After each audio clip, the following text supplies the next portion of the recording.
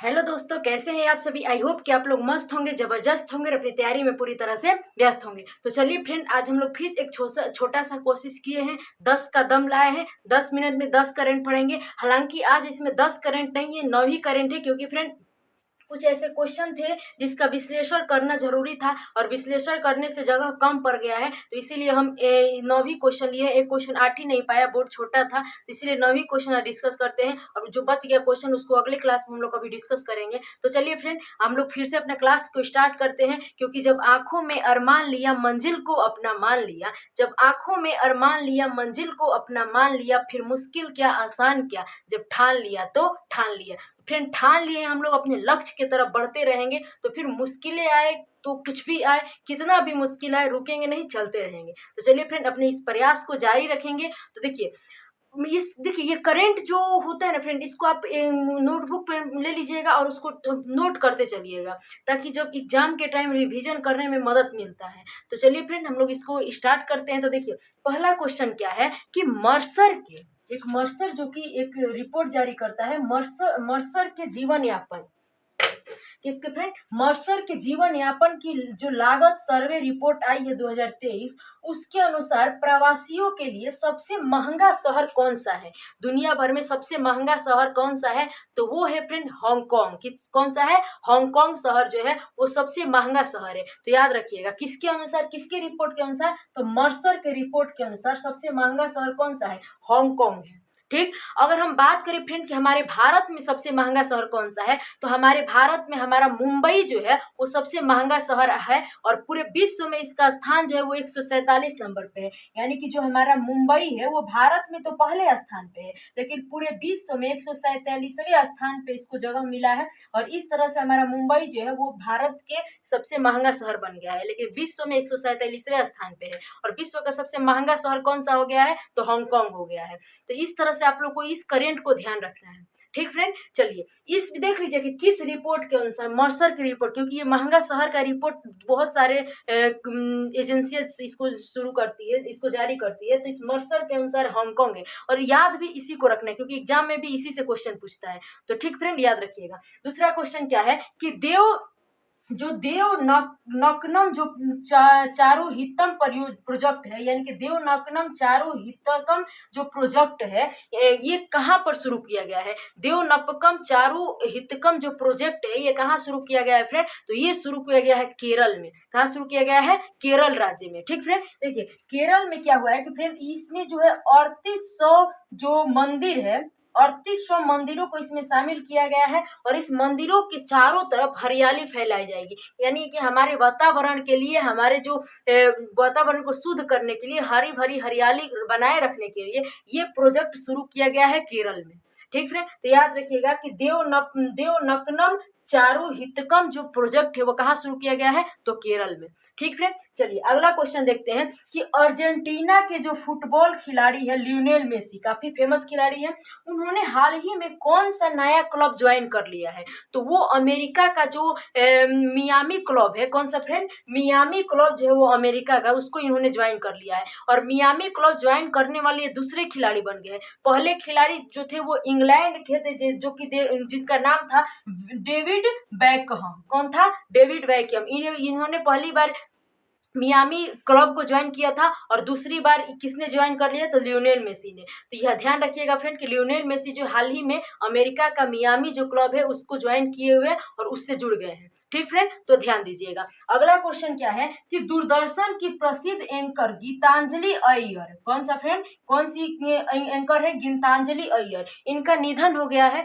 तो इनको कौन सी बीमारी थी, ठीक फ्रेंड, तो इनको एक बीमारी थी जिसको हम लोग कहते हैं पार्किंसन। क्या कहते हैं फ्रेंड, पार्किंसन। ये जो बीमारी है ये हमारे मस्तिष्क से संबंधित होता है, यानी कि हमारे हाथ पैर, हमारे शरीर के अंगों का जो कनेक्टिविटी है हमारे मस्तिष्क से वो टूट जाता है। यानी कि हमारे तंत्रिका तंत्र के जो कनेक्टिविटी होती है हमारे शरीर के अदर अंगों से, उससे कनेक्टिविटी टूट जाती है, तो उसको लोग कहते हैं पार्किंसन बीमारी। ठीक, और यही हो गया था गीतांजलि अय्यर को, जो कि दूरदर्शन की काफी प्रसिद्ध एंकर थी।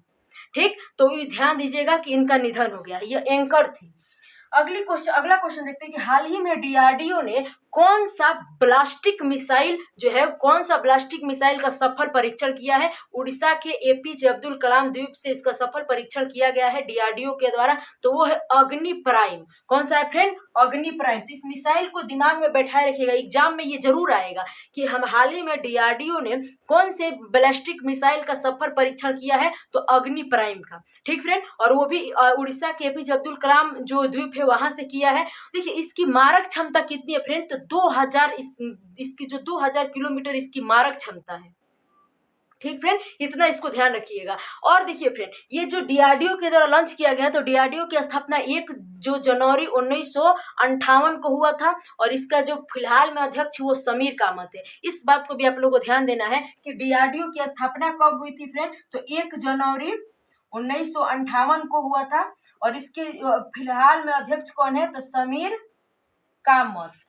समीर कामत जो है वो इसके फिलहाल में अध्यक्ष है। तो इस बात को भी ध्यान देना कि इधर से नेशनल लेवल का 5 करंट जो है उसको ध्यान देना है। अगर हम लोग आते हैं बिहार के करंट पे फ्रेंड, तो बिहार में भी बहुत इंपॉर्टेंट करंट हम आज लिए हुए हैं। देखिए केंद्रीय शिक्षा विभाग के जो ड्राफ्ट आउट रिपोर्ट है, ड्राफ्ट आउट रिपोर्ट क्या होता है फ्रेंड, यानी कि ड्राफ्ट आउट उसको कहते हैं जिसमें जो छात्राएं हैं वो जब बीच में से क्लास छोड़ देती है, स्कूल को छोड़ देती है, पढ़ना छोड़ देती है, तो उसको हम लोग कहते हैं ड्राफ्ट आउट। तो इसका एक रिपोर्ट आया है, और इस रिपोर्ट के अनुसार हमारे बिहार में ड्राफ्ट आउट का औसत दर कितना है, यानी कि कितना औसत दर से कितने प्रतिशत जो है छात्राएं जो है वो हमारे बिहार में अब तक क्लास को छोड़ चुकी है, ठीक बीच में से, उसको हम लोग कहते हैं ड्राफ्ट आउट। तो ये रिपोर्ट जो है फ्रेंड वो कितना है, तो 20.46 कितना है, 20.46% हमारे औसत दर है बिहार का ड्राफ्ट आउट का, यानी कि महिलाओं का और छात्राओं का क्लास छोड़ने का और बीच में से पढ़ाई छोड़ने का। इसका मुख्य कारण बताया गया है कि घर का काम, यानी कि लड़कियों से ज्यादा घर का काम कराया जाता है, इसीलिए वो पढ़ाई से वंचित हो जाती है। ठीक फ्रेंड, देखिए ये हमारे बिहार के लिए बहुत ही खराब रिपोर्ट है, क्योंकि देखिए अगर हम पूरे राष्ट्रीय स्तर की बात करें कि राष्ट्रीय स्तर पे जो ड्राफ्ट आउट की जो औसत दर है वो कितनी है फ्रेंड, तो 12.6 है। कितनी है, 12.6। लेकिन हमारे बिहार का कितना है, तो हमारे राष्ट्रीय औसत दर को भी हिल गया है हमारा बिहार, और 20.46 हो गया है। तो ये हमारे बिहार के लिए काफी खराब संदेश है कि हमारे बिहार में आज भी बेटियां जो है, लड़कियां जो छात्राएं जो है वो क्लास तक नहीं पहुंच पा रही है।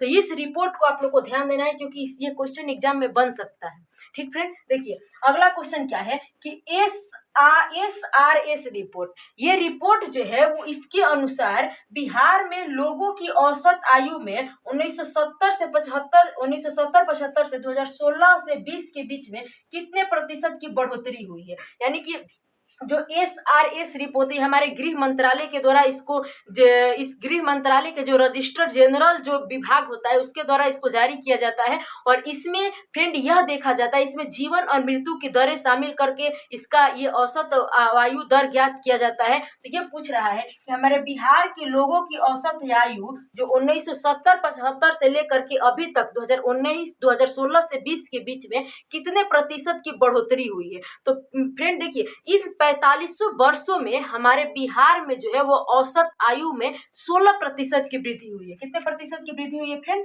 16% की।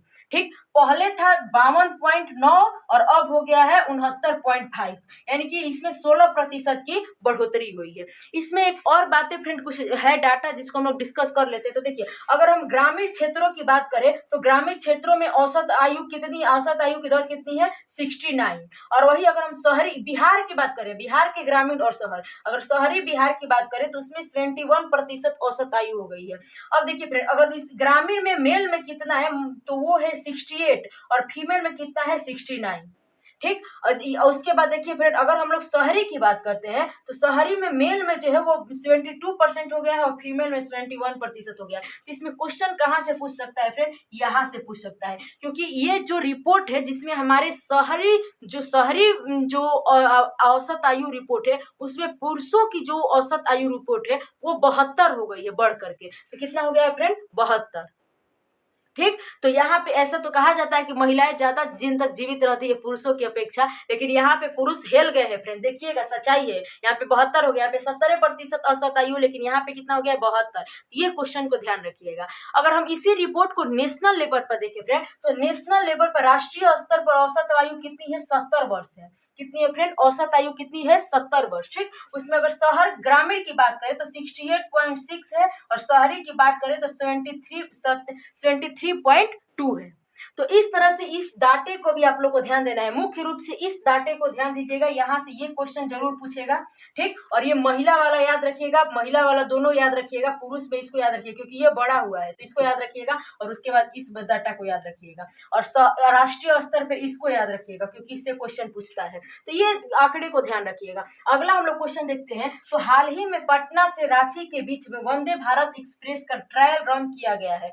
अभी आप लोग देखे होंगे कि सोमवार को यानी कि 12 मई को पटना से रांची के बीच में वंदे भारत एक्सप्रेस का ट्रायल किया गया है। तो वो कितने किलोमीटर की दूरी तय की है फ्रेंड, तो वो जो है वो 378 किलोमीटर की दूरी जो है वो तय की है, और वो भी 5.6 घंटा में, और वो भी अपने तय की गई समय से 23 मिनट पहले ही वहां पर पहुंच गई थी। तो ये याद रखिएगा कितने किलोमीटर चली है फ्रेंड, तो 378 किलोमीटर, और ये कब चलाई गई थी, तो 12 मई को, हाल फिलहाल की। तो इस डेट को भी याद रखिएगा फ्रेंड, क्योंकि जो क्वेश्चन आ रहे हैं बीपीएससी में वो डेट से भी क्वेश्चन आ रहे हैं, तो डेट को याद रखिएगा। ठीक फ्रेंड, चलिए अगला क्वेश्चन हम देखते हैं। तो किस जिले में खनन के दौरान 2000 वर्ष पुरानी कुषाणकालीन मूर्तियां मिली। हमारे बिहार में खनन हो रहा था, वहां पे 2000 वर्ष पुरानी एक कुषाणकालीन मूर्तियां पाई गई हैं। तो वो कहाँ पे फ्रेंड, तो लखीसराय में। कहाँ पे पाए हैं फ्रेंड, तो लखीसराय में। देखिए पिछला करंट में हम लोग पढ़े थे कि एक खनन के दौरान ही नवादा जिले में खनन हो रहा था, तो वहां पे एक जो है 10वीं शताब्दी की पुरानी हरिहर भगवान की मूर्ति पाई गई थी, भगवान हरिहर जी की, वो नवादा में पाया गया था। लेकिन जो कुषाणकालीन जो मूर्तियां मिली है वो लखीसराय में मिली है। ठीक फ्रेंड, तो इस तरह से ये 9 जो आज का 9 करंट है उसको आप ध्यान रखिएगा, क्योंकि एग्जाम में इस तरह के क्वेश्चन जरूर पूछते हैं फ्रेंड, और हम इसको पेपर से लेकर के आप लोगों को पढ़ा देते हैं। तो आई होप कि आप लोग को ये क्लास पसंद आया होगा।